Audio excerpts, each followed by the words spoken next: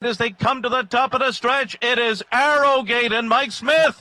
Oh, they've opened up a 6-length lead here with 1 furlong to run. They've left the field reeling behind. American Freedom and Gunrunner are far behind Arrogate. What a commanding performance. He won the Travers by 12. Oh, what a race he ran today. American Freedom was second, Gunrunner was third, and Giftbox was fourth in a final time of 1 minute 59.36 seconds, the fastest Travers ever, and a new track record. This is Saratoga track announcer Larry Colmus, and you're listening to the Paddock Pass on 104.5 The Team.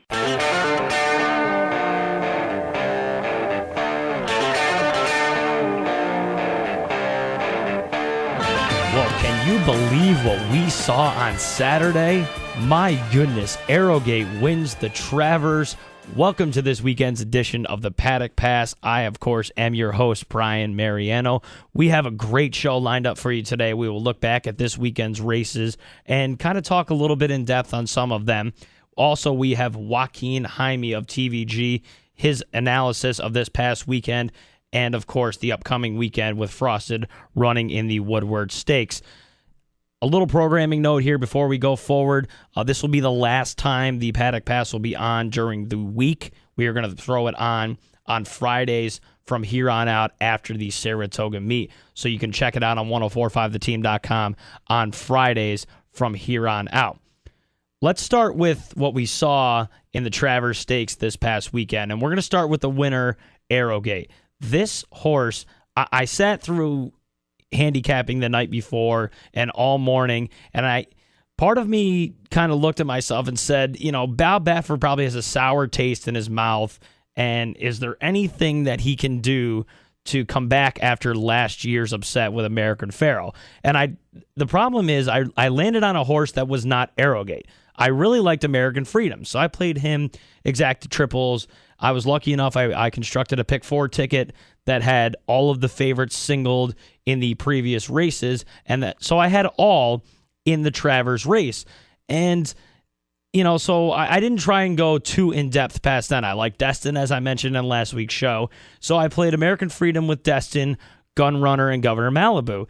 I never once even looked at Arrogate. I saw the fact that he had early speed, and I figured the fact that he's going to run a pretty good 3/4 or maybe a good mile, and then he will quit. And boy, did he ever do anything but that. Stakes record in 159-1, and not only did he just jump into history for the Travers Stakes, this has now jumped him to probably the best 3-year-old in the country. And it's, not that we had the best 3-year-old crop as we thought of anyway. Exaggerator, again, proves that he's only a mud horse. A lot of people had an analysis, including Jerry Bailey and Randy Moss on NBC this week, that he just needed a hot pace to set up. Well, he got a hot pace, and he didn't show up at all, running a disappointing 11th. Now, Arrogate, by far the best 3-year-old running right now, except for Songbird, in my opinion. The best 3-year-old male right now is definitely Arrogate. But let's cool the jets before we figure out that he's by far one of the best 3-year-olds we've ever seen. I don't think this crop is very good.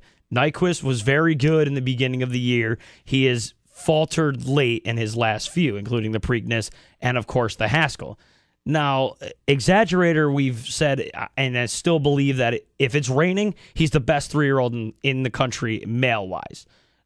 If not, he just seems to not really, I don't know if it's not be interested, but he seems like he has a lot to do. The last time he ran really well on a fast track was the Kentucky Derby, where he closed to run a really good second. But even in that point, his form right now isn't very good on the fast track. So I'm not ready to jump up and put Exaggerator in my top 2 or 3 3-year-olds right now. Of course, I have Songbird. Arrogate is now in there. I'm not giving up completely on Nyquist yet. We'll see what they decide to do from here on out. But Arrogate brings a huge performance this past weekend at the Spa and wins in a stake and track record in 1:59-1, breaking a record of over 30 years by General Assembly, the last to do it. This, of course, is the Paddock Pass. Thank you for joining me. And as we transfer over to other races that were on the card on Saturday, the race prior was the Sword Dancer, and I think one of the best horses in training right now is Flinch here. Chad Brown has done a fantastic job since getting this horse last year, and not only he's a horse that no matter what you do to him seems to find a way to win. Now, we're going to ask Joaquin what he thought about what happened in that race, and a lot has been talked about what happened in that race this past week, to where you see Aaron Grider on Inordinate. He sends the horse to the lead, and they ran legitimate fractions for a mile and a half in 46 and 1:11. Those are pretty quick for that distance, but what we're really talking about is if you watch the race again, at the top of the stretch, you can clearly see Aaron look to his left as if to say, hey, Javier, are you coming through now? I gave you the opening. What are you doing? So it's really kind of interesting to see how this played out. In my opinion, there are rabbits that are run in every single race, and that was the only thing that people had ammo for, was the fact that Grider kind of took out a horse and gave the rail to Flinchier, because we obviously saw Steve Asmussen bring Gettysburg to the Belmont, and then he beats my boy Destin out, which, again, Destin didn't run that well this weekend. I don't think he's on good form, but hopefully we'll see him improved heading towards the Breeders' Cup. But in this race, it seemed the fact that the tactics set up perfectly. And Chad said before the race, I taped the NBC telecast because I was at the track on Saturday. Watching it back again, he clearly let the bettors know. And, handicapping the race, you could see this horse was in there to set up the pace for Flinchier. Obviously, Chad Brown had another horse who ran second, Money Multiplier, who is very impressive in his last couple starts up at the Spa, winning an allowance race and then running a very good second in this race, the Grade 1 Sword Dancer. But Flinchier, as much as people want to go after Aaron Grider for what he did everything perfectly here. He did his job, and he set up the horse that should have won to win the race. So I can't be completely shocked at what happened here. For all of those who want to go after Aaron or for Chad for setting up races and not letting the bettors know, you need to listen and make sure you pay attention to what trainers are doing, because this is not the first instance that there's been a rabbit in a race to set up better horses, and it will not be the last time it happens either. I don't blame Chad for what he did. I don't blame Aaron for what he did either. The best horse won the race, and if you have an issue with that, then you need to recheck to what you're doing when you're betting races, because it was clear as day, not only in the program, but the trainer let you know what he was doing. So if you were wrong there, I feel bad for you as a bettor. You need to make sure that you check all the information before you place a wager. Again, thank you for listening. This is the Paddock Pass. I'm your host, Brian Mariano. And before we look forward to this weekend, there's another race I really want to touch on that happened this weekend, and it was probably when most of you left the track after the Travers. The Boston Spa was a Grade 2 run after the Travers, after we were all in shock of Arrogate's impressive win, and it was the return of Lady Eli. Now, as much as people want to be upset that she didn't come back and win, let's just sit back and marvel on exactly what we just saw this past weekend, because not only was this horse not running, but she was fighting for her life after stepping on that nail and battling laminitis. So let's not, be upset over a second place finish. Yes, if you bet on the race like I did, you wanted her to win. But let's just appreciate what we saw. She ran a very game second and put away the horse when she was challenged in the middle of the stretch, but was caught and not running in almost 19 months. I'm not upset that happened to her. Chad will get her back on track after this race. Hopefully she comes out as doing very well.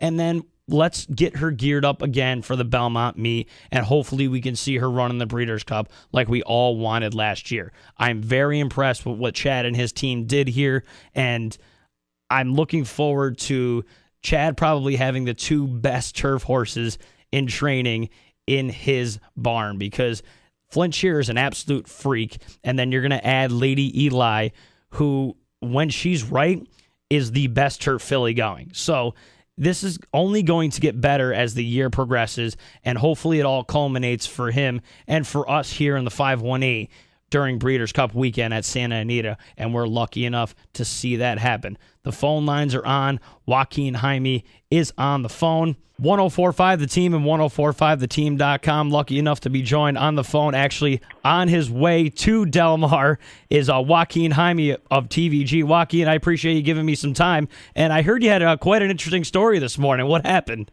Hey, Brian, thanks for having me on your show. We're going down to the train station at Anaheim. My colleague, Caleb Keller, and I were going down to the train station in Anaheim to take the train down to Del Mar. Unfortunate incident, serious incident that they reported to us once we got there. Apparently a train hit a person, and now there's a long delay, and trains are backed up. So pretty scary situation and a very serious situation. So that led us to obviously passing on the train, and right now, as I'm talking to you, I'm on the 5 South, driving to Del Mar. Oh, man, Joaquin, hopefully we'll send out all the condolences to the family of that unfortunate person. But now we'll get back to the kind of the lighter side of the interview here. We'll go back to this weekend, and Arrogate shows up and wins the Travers in unheard of fashion, winning in a stakes record in 159-1. Where did this come from, Joaquin? I didn't expect this at all. I didn't expect it. I don't think anybody expected that type of performance. When you have 147 years of a particular race and such a prestigious race like the Travers Stakes, and you have Arrogate who goes faster than any other 3-year-old that set a new stakes record and a new track record at Saratoga, it came out of left field. It really did, because he lost his debut sprinting at Los Alamitos. Then he's a perfect 3-for-3 routing against small fields in Southern California. He beat a field of 3 in his allowance prep at Del Mar before the Travers Stakes. We knew he had a ton of talent for Bob Baffert at Juddmonte Farms, and he got Mike Smith. But to predict that type of performance, I mean, there's 2 performances so far this year where I've really just sat back, and as a fan, you just take a step back and you think, what am I seeing right now? Frosted in the Met Mile, and Arrogate and the Travers. Those are 2 performances where you just have to step back and you have no idea where these horses pulled that from. See, now, Joaquin, I was lucky enough to I played a Pick 4 ticket that day for a nice investment of $13, and I had all in the Travers because I got a little worried. I was there with a few friends of mine, and I turned to my father and I said, this sequence could really chalk out, which obviously it ended up doing. So I sat back kind of as a fan watching that race, and with this 3-year-old crop being kind of all over the place, with Nyquist kind of like fizzling off now, and Exaggerator not showing up in some of these bigger races, can we put Arrogate on top of that 3-year-old division right now? He's definitely up there, because especially with that type of performance, and when you go 159 and change for a mile and a quarter, and you put up a 122 buyer speed figure, which when you look at 3-year-olds in their campaign to put 120 or more buyer speed figures, you're talking some really big names. Easy Goer and Sunday Silence come to mind, and the '89 Breeders' Cup Classic. Holy Bull's on there, I believe, with the 120 in the '94 Met Mile. So the type of performance that he put in the Travers Stakes, 100%, you have to put Arrogate at the top of this 3-year-old list now. Joaquin Jaime, horse racing analyst of TVG. You can follow him on Twitter at TVG Joaquin. Now, Joaquin, the favorite Exaggerator ran a disappointing 11th this past weekend. I've been kind of against him even since back to the Santa Anita Derby, figuring that he was just kind of a mud specialist. Did this weekend kind of prove that point? See, I took the other stance on it. I've been a fan of Exaggerator since he's been running. I know his 3 Grade 1 wins this year. You look at the Santa Anita Derby, and you look at the Preakness Stakes, and then you look at the BetFair.com Haskell Invitational. Those 3 races, they had a hot pace, which he needs because he's a horse that likes to come from Moffitt, and they were obviously sloppy racetracks for him as well. When you put those 2 together and you mesh those 2 together, he's deadly on his best day. But I still look at the Kentucky Derby in a race in which, okay, it was a hot pace, but it was a fast track. I still thought he ran well in the Kentucky Derby. He just he's a horse that just needs some pace. Well, guess what? In the Travers Stakes, he did get some pace. He just ran into an absolute freak of a horse. We'll see how he progresses going forward, but for me, it was a really disappointing effort by Exaggerator in the Travers Stakes. The other thing about this, too, is we go back to when he was training over the Saratoga Dirt prior to the Jim Dandy. Keith DeSomo and the Connection said before that they really didn't like the way he was training over that particular surface at Saratoga. That was one of the reasons they decided to go to the Betfair.com Haskell Invitational, also because they saw the forecast and they knew there was going to be some rain in the Oceanport, New Jersey area. So there were two reasons there with the weather, and he wasn't training too well over the particular surface to go to the Haskell. Now all of a sudden you win the Haskell Invitational. Do you think he's going to be training well and run well over the surface that supposedly he wasn't doing well over, but maybe 3 or 4 weeks before? I found that a little bit interesting before going into the Travers Stakes with Exaggerator as well. Yeah, I looked at that pretty interesting too, Joaquin, because I feel like he definitely realized that it was going to rain down at Monmouth Park and switched him off the Jim Dandy and down to the Betfair.com Haskell. But now as we look past the Travers and we move towards the race that was prior to that, which was the Sword Dancer, and we watched, in my opinion, probably the best horse in training right now, which is Flintshire for Chad Brown. A lot has been talked about this past week, though, Joaquin, with the way that Chad set that race up. He had Aaron Greider on Inordinate, which was kind of his rabbit for the race, and you could clearly see at the top of the stretch that he moved his horse out of the way to let Flintshire through. Do you have any issue with the way that this race was kind of set up and how it played out? No, I have no issue with it. Chad Brown said ahead of time, look, these are my tactics. This is what I'm going to do. When you look at his race prior to that, in the Sword Dancer, they got incredibly slow fractions. It was a small field. Everybody rode against him in that race, and rightfully so. It was a small field, and he's the best horse. And these jocks are gonna try to win this race, so they want to put Javier in a tough spot, which they did. But Flintshire's just a terrific racehorse, and he was able to overcome it. I have no problem with what Greider did there and what Chad and Juddmonte decided to do. This is not the first time a high-profile Juddmonte horse has had a rabbit. Look at Frankel overseas. He had Bullet Train as his pacemaker in so many races over there. So I have no problem with rabbits. They say it's going to be an advantage for the horse because it's going to set it up for his teammate who's coming from off the pace. Well, it also sets it up for horses that are also coming from off the pace as well. So I guess the issue of it, too, would be when Greider looked to his left at the top of the stretch, it's almost like, hey, buddy, are you coming through? I'm opening up the rail. Where are you at? I think that's probably why more people have an issue of it.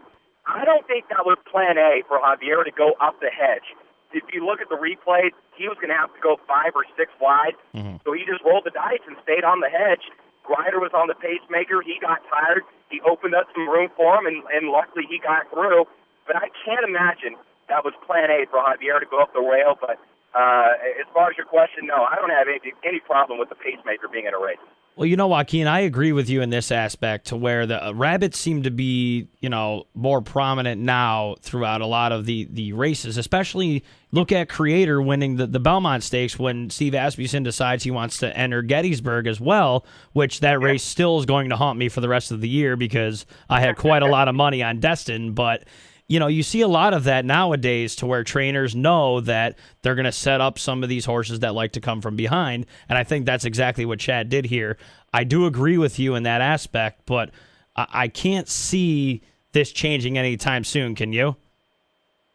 No, I don't think it's going to change anytime soon, and if Chad's looking at the entries for Flintshire when he goes into the Joe Hirsch on October 1st at Belmont Park, and it looks like there's going to be a very slow pace on paper once the nominees come out and then maybe the final entries start to come out too.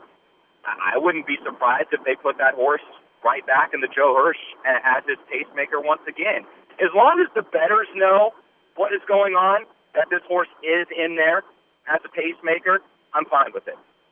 Joaquin Jaime, horse racing analyst for TVG. You can follow him on Twitter at TVG Joaquin. All right, Joaquin, we'll get you out of here on this one. Obviously, California Chrome won impressively in the TVG Pacific Classic. We watched Arrogate win impressively again this past weekend in the Travers. Next up this weekend is the Woodward. It's Frosted's turn. Do you really see, can he come back after these two great performances in the Met Mile and earlier in the meet winning the Whitney? You expect anything big from him this weekend as well? Well, the question going into his last victory was, in the Whitney was, is he going to be able to pair up back-to-back big performances in the Met Miles of the Whitney? Well, he did. It's Kieran McLaughlin. You have to respect the work that Kieran does. All of a sudden, since Frost has come back from Dubai after getting beat by California Chrome, I think a lot of people are forgetting that. Yeah, he got beat by California Chrome in the world's richest race in the Dubai World Cup at the end of March. He's been really, really good. I just look at it sometimes as athletes when the light goes on and they've figured it out and their confidence is at an all-time high. I think that's Frosted right now. I think he's going to run just fine. I think he turns in another big performance coming up this weekend. So now, Joaquin, I want to ask you this as well. California Chrome, Frosted, we're probably going to see them in the Breeders' Cup Classic. But right now, who is your best horse in the country? California Chrome. Part of it has to do with it that it's in California Chrome's backyard. Yep. You know, Frosted's going to have to come over to Southern California. He's going to race on a racetrack in which he's never been over.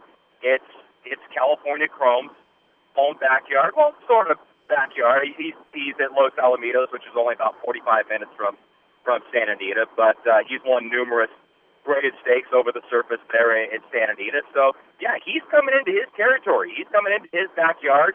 Right now, if you're giving me California Chrome or Frosted, I go Chrome. Joaquin Jaime, horse racing analyst for TVG. Again, you can follow him on Twitter at TVG Joaquin.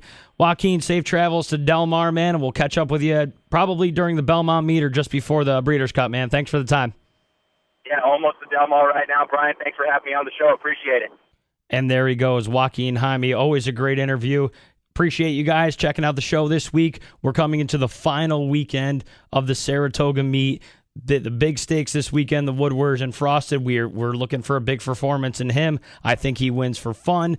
Of course, we have bigger races with the Hopeful coming on Monday as well. We'll get you those picks. Make sure you check them out on 1045theteam.com, and make sure you check us out every day for picks at 1045theteam.com. Thank you for joining us, and we'll see you in the paddock.